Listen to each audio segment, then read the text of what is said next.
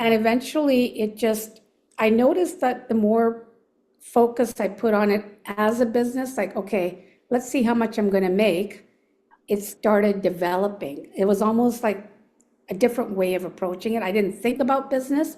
It was actually thrown to me. Mhm. And then I decided, okay, let's see where this goes. And obviously, you manifest whatever it is you think about or say. So I started getting more clients, getting more opportunities to do readings.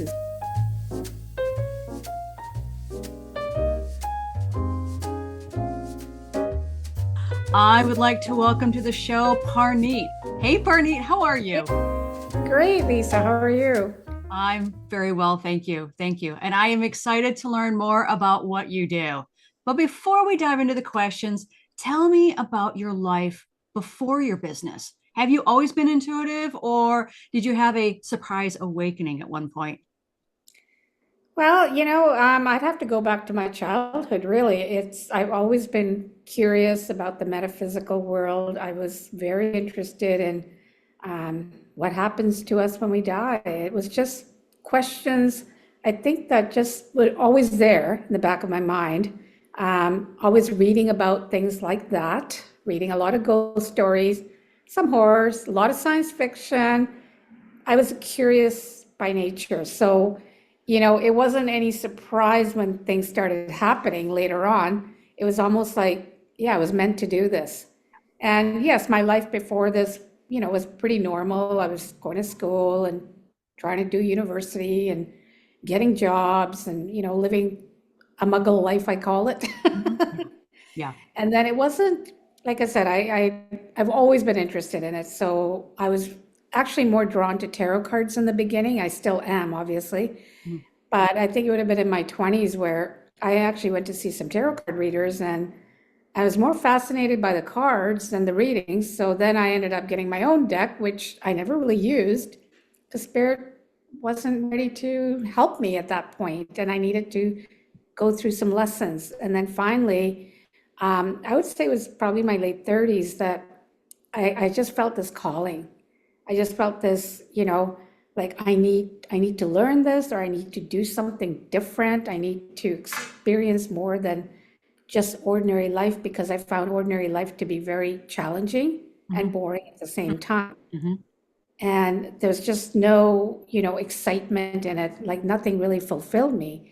Right. And I really just started with taking out my deck of cards that had been lying in my drawer for I don't know how long, and decided I would take a course and just learn how to use them, because I'm not very good at reading instructions. I'm not that kind of a person. I'm very hands-on, I'm very practical. Teach me, I learn by doing rather than, listening.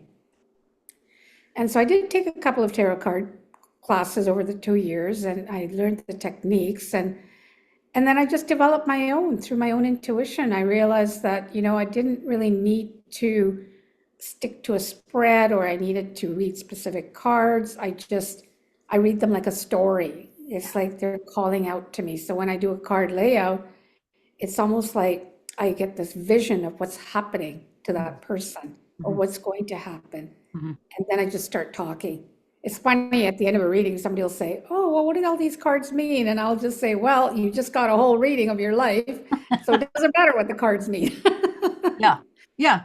That's absolutely. Basically, that's really where it started going. And I still had a full-time job. I was working throughout all of this.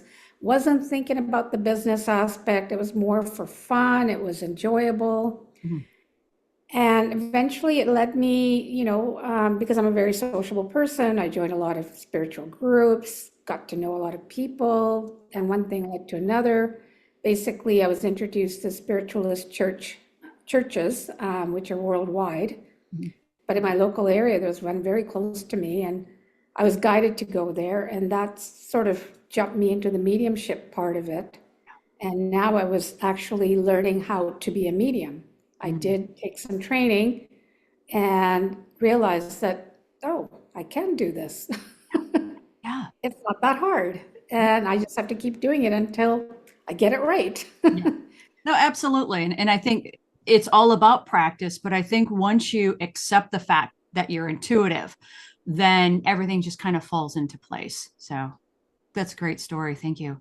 So let's dive into some questions. Sure. What inspired you to start your own business? Actually, it was interesting. I didn't even think about this as a business, honestly. Yes, I was getting small payments for my readings through some psychic fairs that I did, and I didn't really, at that time, it wasn't about the money. It was just about, I wanted to do this. I wanted to get the practice. I wanted to feel more confident. Mhm. And it wasn't until I was talking to a lady that was actually an accountant that was also part of the spiritual movement when she started saying, "Oh, you should save all your receipts." And I said, "For what?" "Well, you can do some business write-offs." So that's when it kind of, I guess, trickled in that this really is a business. It's not that it was supposed to be, but maybe that's, well, let's try it. Let's see what happens. Mhm. And then I started, because I'm a very Virgo, kind of a rising sign. I'm very organized and I like things in their proper place, I'm very methodical that way. So then I thought, okay, all right, that first year, like I didn't obviously make anything, just very little. And then I started a spreadsheet thinking, okay, let's see how this goes year after year, because I am getting asked to do more. I'm starting to get clients, that sort of thing.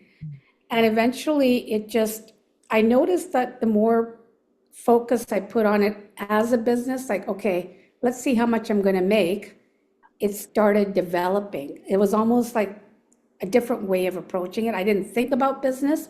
It was actually thrown to me. Mhm. And then I decided, okay, let's see where this goes. And obviously, you manifest whatever it is you think about or say. So I started getting more clients, getting more opportunities to do readings in certain fairs and events. And it became a business without really even me thinking about it. Mhm. And again, it was never, I don't like to call it a business, but it is a business Yeah. because I am getting paid for my services. Right. I do a lot of freebies, so, that goes without saying. But at the heart of it is a business. And again, like I said, it wasn't like I was planning to do this. It just kind of got thrown at me, Yeah. so to Yeah. speak. No, and I love that because it's almost like we talked about manifestation, but it feels like it's a quiet manifestation because you keep moving in that direction that spirit leads you, where your interest lies, and then things just start to bloom. And it's part magic, but it's also part intention. So I love how that worked out for you, especially the receipts. I wrote that down. I love that. That's almost kind of the door that opened all of this for you. Save your receipts. Exactly.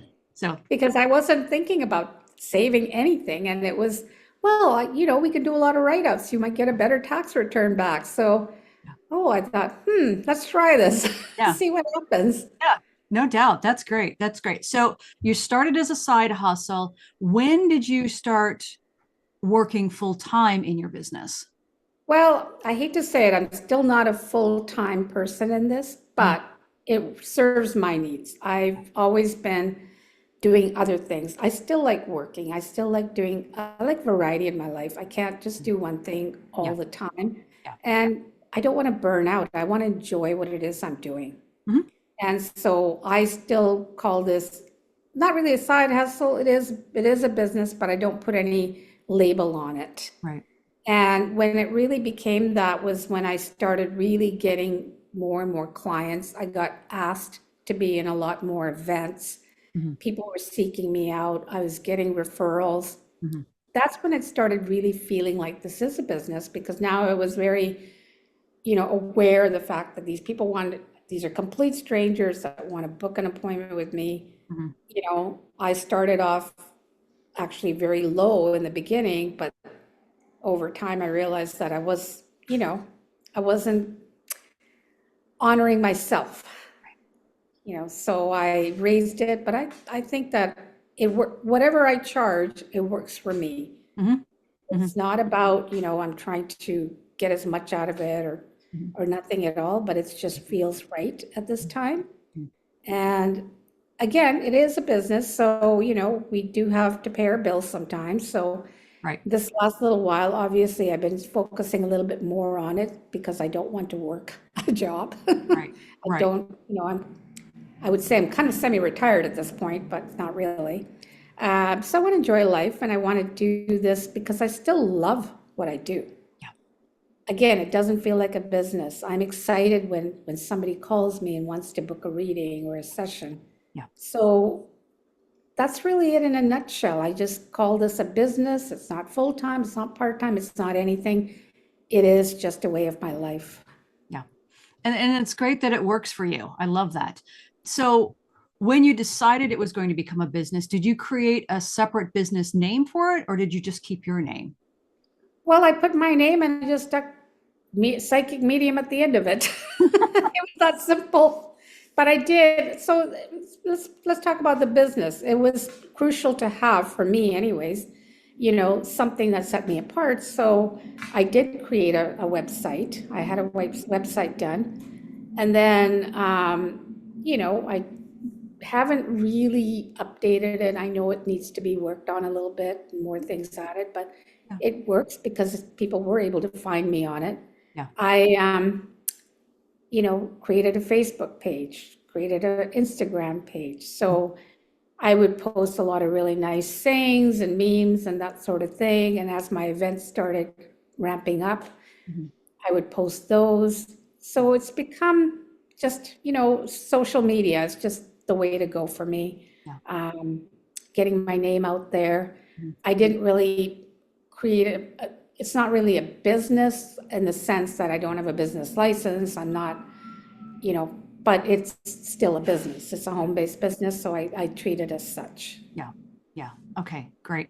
So do you have then a specific niche that of people that you work with, or how does that look for you as you launch your events and how people find you? What does that look like for you? Well, to me, I'm very much into teaching. I love teaching development, so I've created I would say, a one-to-one in mentorship program.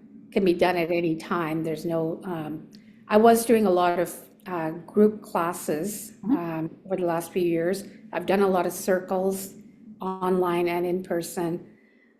So I really love the teaching aspect. So I want to be able to get more into that. Mhm. So I've been promoting that a little bit more. Right.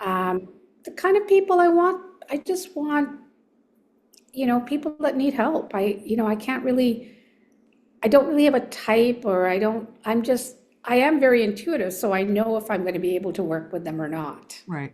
Right. And if I feel that they're seeking a different type of help, I'll pass them on. Mhm. I'm not here to take everybody for whatever reason, Mhm. because I also have to protect my energy and who I am as a person. Indeed. Yeah. No, that's absolutely key. So, how has trusting your intuition played a role in making key decisions for your business? Well, like all intuitive people, we just go by our gut feeling. We just decide, okay, if you're offered something, does it feel right? Does Mhm. it feel like you want to be a part of that community? There's a lot of groups I belong to, Mhm. but that doesn't mean I feel connected to all of them. Right.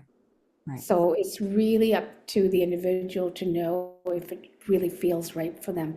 Yeah. And sometimes, I'll get a request and it would be like, no, I can't do that.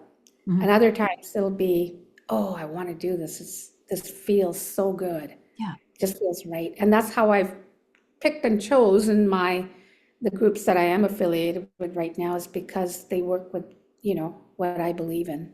Yeah. Oh, that's great. That's great. So, can you share one or two key spiritual practices that have been instrumental in your business growth? Well, like I said, I'm a very social person, so I do tend to strike up conversations with strangers and, feel them out. If you're in a social setting, sometimes people just have the right, topics, and then you just sort of jump in. Yeah. Yeah. And, oh, by the way, I do this without saying, call me for an appointment. I just Right. sort of openly say that that's what I do. Yeah. And sure enough, I'm giving out cards, so that's really just very seamless. Yeah. It's because I do get out a lot, and Mhm. I am, again, like I said, involved in a lot of social groups, family, friends, that sort of thing. Mhm. I don't actively, promote myself on any website. I'm not, trying to hit masses of people. Right. Ideas have come up actually recently that, I need to create more of a buzz, I guess, Mhm. and I will be working on that. But again, it's not about, trying to be number one in anything. It doesn't really matter to me. Sure. It's just that, that it's the right people that'll find you at all times. Mhm. So I trust in the universe. Yeah. Yeah, that's very true. That's very true. That's a powerful point. So, how does your practice inform your business or vice versa? Um,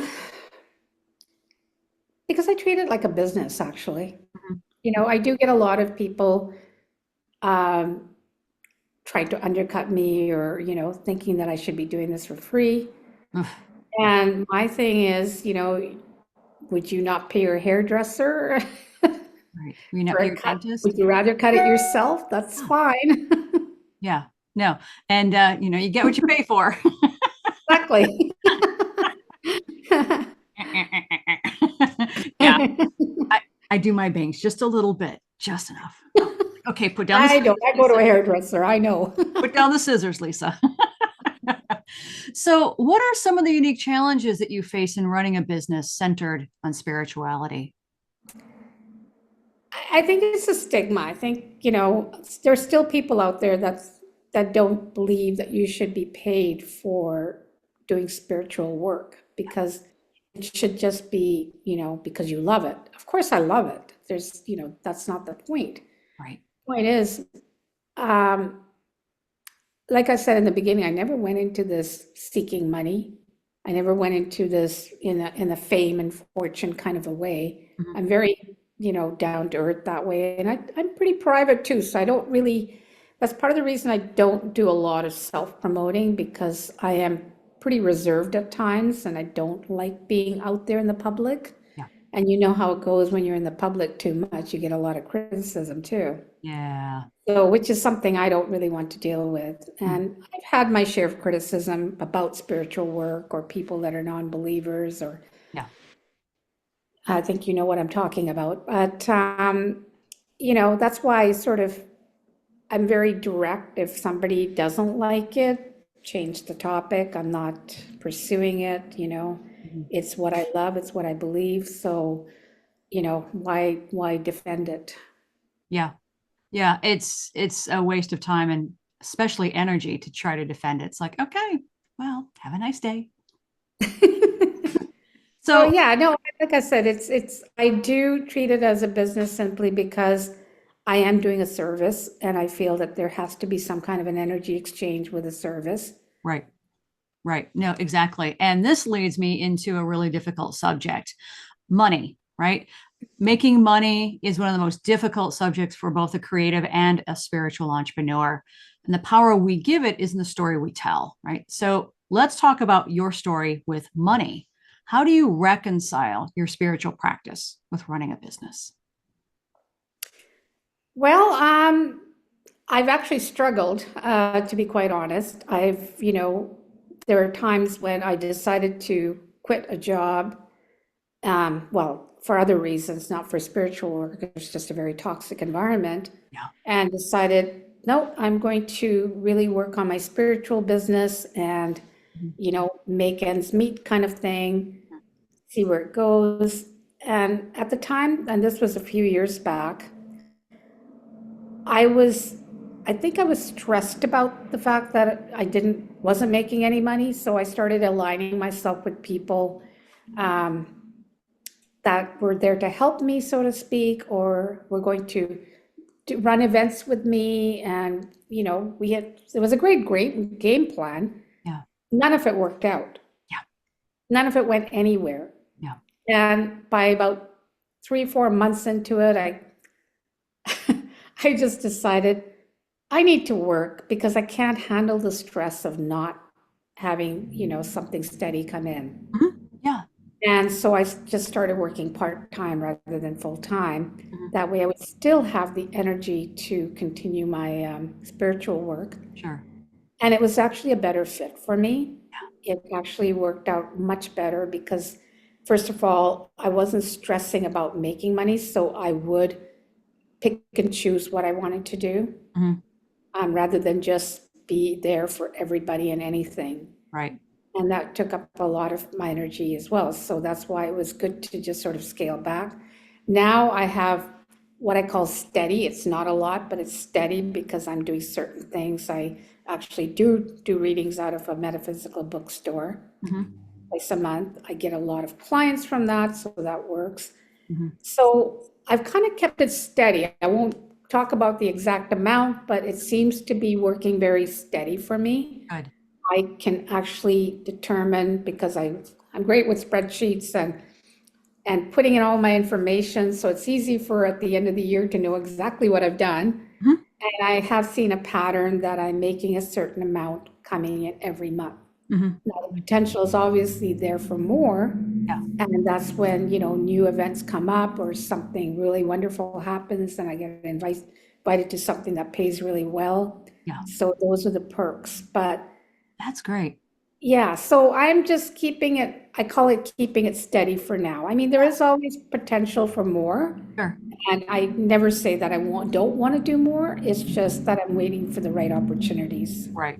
Right. No, no, that's key. That's key. But I want to go back to when you just mentioned at the end of the year, you look at your spreadsheet and you see how well you've done.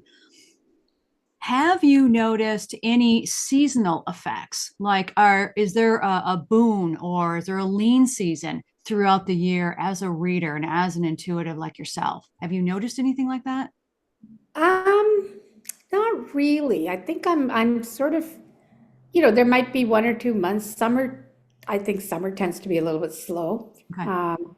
But one year it was better than the rest of the year. So it really depends on people's emotions, moods. I know that during the pandemic, actually did well.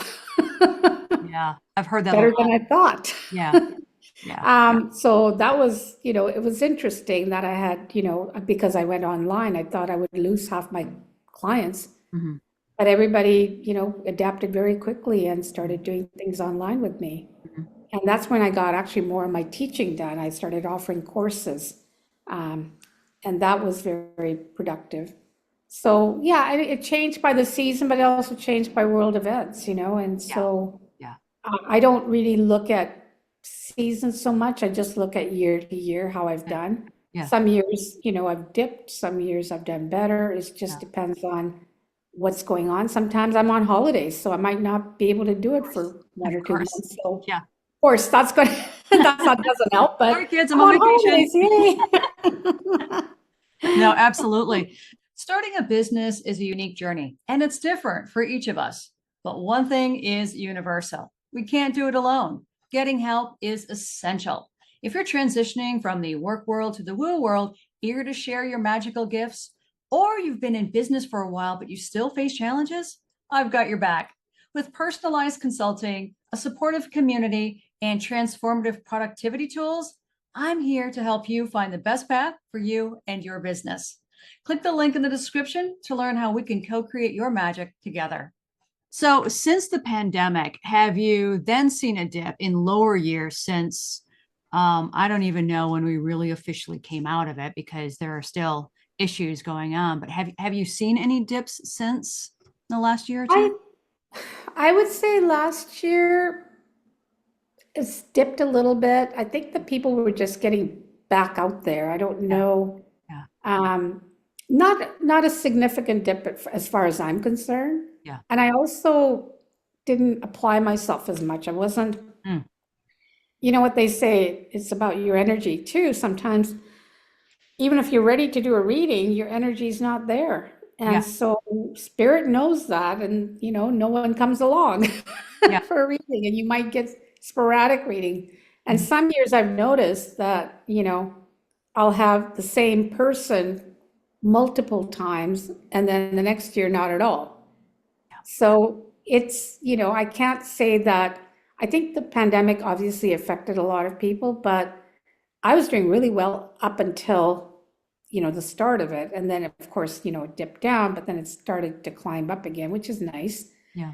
Um, I just take it year, there's so many things that are happening in the world, so it's really hard to say, how is it going to affect people? Is it going to, I, of course, the economy and all of these things and higher interest rates has probably made it harder for a lot of the people that wanted to get a reading. Right.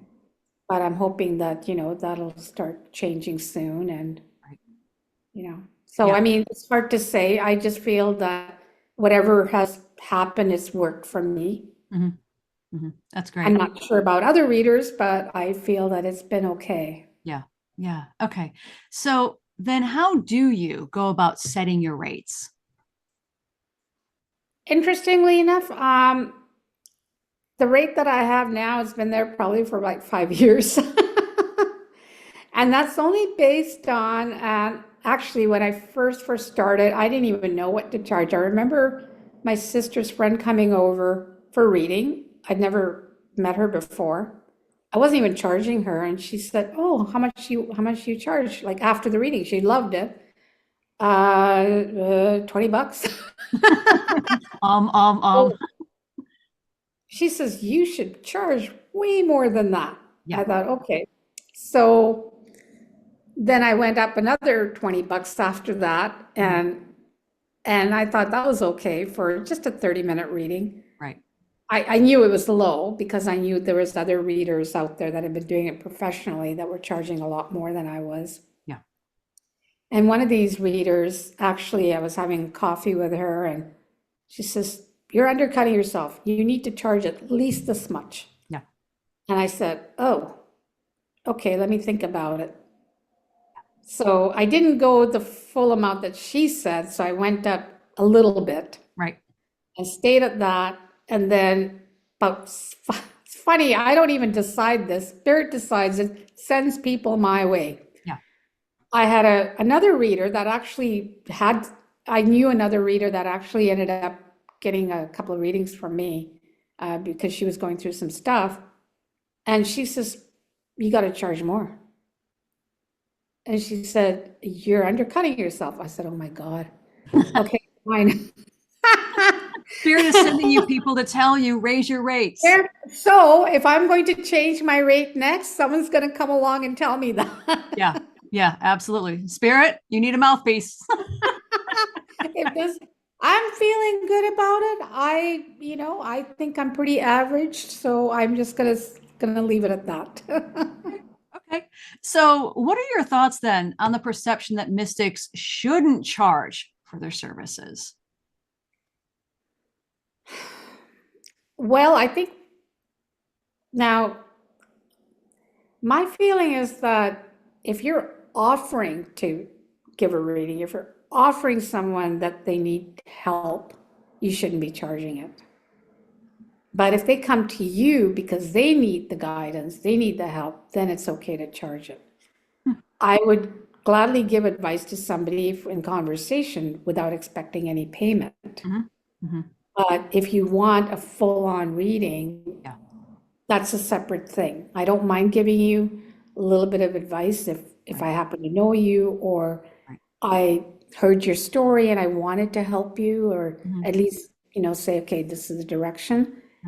And that's I'm offering that service. Yeah. Yeah. Okay. But if somebody is seeking me out, booking an appointment because they've heard about me, so on and so forth, then there's no reason why I shouldn't charge for that. Right. And I think, yes, mystics should charge. Again, it's a service. And every service, regardless of how you do it, requires an exchange of energy, and energy can be money. I mean, that's our language, right? Yeah. And I like the delineation between the, I'm just talking to somebody and I'm offering just a little bit of advice versus a full-blown reading. So I'm glad that you parsed that, because I think that's imperative when it comes to, versus a person saying, oh, well, Parneet, we just met. I have all this really great advice for you, but I can't give it to you until you sit down and have a reading with me, versus just having a casual conversation and saying, so I've got this really funky hunch that I'd love to share with you. Is that okay? And then you're like, yeah, sure. What have you got? And I say something to you and you're like, oh, that resonates. I love that idea. It's like, great, have at it. If you want to do something with that, let me know what you do and how it turns out, right? No strings attached. I love that you really delineated between the two, because I've been caught in the middle, and in some cases when somebody does just that. Well, I have all this information. Spirit wants me to share things with you, but you have to book a reading. Yeah, no, I would never do that. That's just not my style. I know other readers that do that. Yeah. I've heard from clients that they were basically accosted into paying for a reading, which I thought was very, very wrong. Yes. I would never say, oh, I have all this information and I'll charge you for it. There's no way I would do that. It's just not in my nature to do that. Mm-hmm. Yeah. That's just not the kind of person I am. And I wouldn't like if somebody did that to me as well. Mm-hmm. Yeah, no, absolutely. It's completely unethical in my viewpoint. And I'm just like, oh, stop. So then how do you handle situations where a client might be financially struggling, but really need your help? Actually, I just had one recently. I gave her my rate for a 30-minute and a 60-minute reading. She says, oh, I really would like a 60-minute reading, but I really can't afford it. And I said, well, let's just do a 30-minute reading because you can afford that. We did end up going an hour. She said, well, I'd like to do an hour. She didn't pay me the full amount, but she paid me what she felt right about, and I didn't mind it. Mm-hmm. Mm-hmm. Because I was not too concerned. She had a lot of issues. She's very lost, and I just felt like, the extra $20, it's not going to kill me. Yeah. Yeah. So that, if I know a person's situation, I will just say, okay, let's just book a basic smaller reading. If I go over, that's fine. That's on me. Yeah. Yeah. Yeah. And I think there's a lot of people struggling out there financially anyways. So, I have to be careful on that I don't completely turn them away. Right.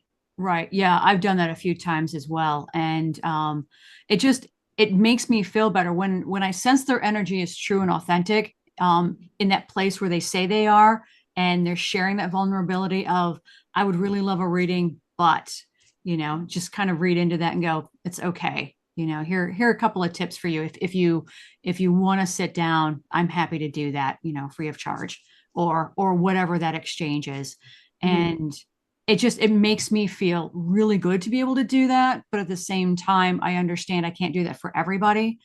And there might be a point in time where I set up scholarships, for some of the other services that I offer. So that way, I can feel good about charging what I charge for regular clients who are starting their businesses or who are in business. And then others who I know they're struggling because they're in a really tight spot, whatever that might look like. So, yeah. Yeah. Parneet, what do you see in store for you in the next few years? Lots of traveling, actually. Excellent. Excellent. Where are you going? I love traveling. I've actually traveled a lot in my life, and major trips, at least once or twice a year, or smaller ones locally, seeing the sights, that sort of thing. I love Europe, so I'll definitely be going back there. I'd like to do other parts of the world that I haven't seen, and lately I've been called to doing like the tip of South America there and going into the Antarctica. Ooh. Doing a lot of cruises. I love cruise ships. Want to do some riverboat cruising, that sort of thing. Those are the things that I'm wanting to do. Let's see how that works out. Those are my things for the next few years. Like I said, I'm sort of semi-retired, so I've got other things that I do that are home-based as well, which also I enjoy. But as far as my spiritual side goes, I'm just expanding. Again, like I said, it's not never really been about the money. It's been about the enjoyment. I love speaking philosophy. I love talking about it. And a lot of the times that's what I do because I belong to a spiritualist church locally Mhm. where I do Sunday services. I love getting up on the podium, giving messages, Mhm. just because I love it so much. Yeah. So I want to do more talks. That's really where I want to go with this. Somebody actually, another friend of mine who's also a medium, said, I see that you're going to be doing that. I said, great. When's that going to happen? Yeah. Let's get it going. I want to Yeah. do more of that. I want to be in bigger, not so much online, but on stage, with audiences and talking about spirituality and talking about mediumship. And Mhm. that's really my passion is the speaking. Yeah. That's why like I said, when I do meet new people or I share my stories or I tell them what I am, I love talking about it. I do too. I do Yeah. too. Nothing jazzes me more. Yeah. It's Um, exciting. it really is. So when you see yourself on stage, are you also doing platform mediumship? Yeah. Fun. Because I Fun. love giving messages. It's a way of, just, I love the energy of the room and I love being able to, I used to think, oh, I'll never get up on stage and do this. But once I started doing it, it became so automatic. I don't even think about it anymore because I know that it's not about me. It's about the connection. Yes. Yes. No, and that is absolutely key for any person in any business. It's not about me. It's about your clients. It's about your audience. It's about the message. Yes. And a lot of people forget that. And when I remind them just to tweak that paradigm just a little bit, I feel the anxiety just kind of disappear because a lot of people are afraid of visibility. Yeah. I know I struggle with it, but I also know that spirit's got my back and spirit's testing me all along the way, going just a little bit. You can do this. Oh, wait, you know what? You wanted to go live on this machine? We're going to make that unavailable for you, and you're going to have to use your little machine, and you're going to have to punt. Okay, you got to get that muscle going, and I'm like, okay, here we go. And yeah, it's about the person you're talking to, right? And when you realize that, then everything else works out. Yeah. I love that. I love that. Okay, so Parneet, can you offer a short piece of advice for aspiring spiritual entrepreneurs? Well, I will just use my example. Um, don't get hung up on whether you're good or not or what's going to happen next. Just go with it, flow with it. Mhm. Um, this is not something that you can make it happen. You have to trust that everybody's journey is different, how spirit works with you, how you work with spirit. What are your real goals? Have a clear intention of why you're doing this. Again, it's not about the money, Right, it's about the service. right, And when you say you're there to help people, you genuinely care about them and you want to help them, the money will flow in right. and you will get what I say opportunities. People will seek you out Mhm. because you're doing it from a very um, good place in your heart Yeah, with a good intention. yeah. So anybody that feels that they want to make a living out of this, I say you can do it. Mhm. And I know people that have, but it's a lot of work, It is. a lot of getting out there, getting your name out there, doing. I'll use an example. There's a lady here that has been very successful as a business. She does it more than full time. Mm. She does it day and night, weekends, all of those things. Mm. She started creating events and getting other, um, it's just like the MeWe fairs, for example. Yeah. She started that way and she does a lot of self-promotion. She does a lot of podcast interviews. Mhm. She's all over social networks. Puts in the effort is what I'm saying. Yes. And you need to do that. Right. You need to do this. all the time. Mhm. Even if you're not successful in the beginning, you're not making the money, Right. you've got to start that way. Yes. And of course, with me, it was never like that because I was always working full time Mhm. most of the time during all of this. Mhm. So I was just, okay, if it comes, great. If it doesn't, it doesn't, but Yeah. it did. Spirit's got your back. That is great. Parneet, thank you. Where can people find you? On my website, check it out. It's just my name, parneet.ca. Oh, I can do everything online. If you want to email me directly, it's just my name again, parneetmedium@gmail.com. fabulous. Do you have a special book or a program or a special announcement for the audience today? Not currently. I don't really have anything other than I do. If you go onto Facebook, you will see my events. Some of them are online. So my Facebook page is Parneet Psychic Medium. And that's where I list a lot of the things that I'm involved in with other groups that people can still join in online. There is something that I'm doing at the end of this month, which is again online, and you can buy tickets for that. It's run by a lady in the US, and it's online readings. You get 15-minute readings for $45. Wow. I think there's still some spots available. Mhm. souljourneysundays.com is the Okay. site. Okay. I'll Fabulous. be one of the readers on it. So, and I do that pretty well every month. So, Oh, nice to know. That's awesome. yeah. Wow. Thank you so much for being on the show. You're an inspiration, and I think my audience will appreciate your insights too. Thank you. Thank you, Lisa, for offering me this. I love talking about spirituality. So, perfect venue for me to be involved in. Thank you so much. Yeah, you bet.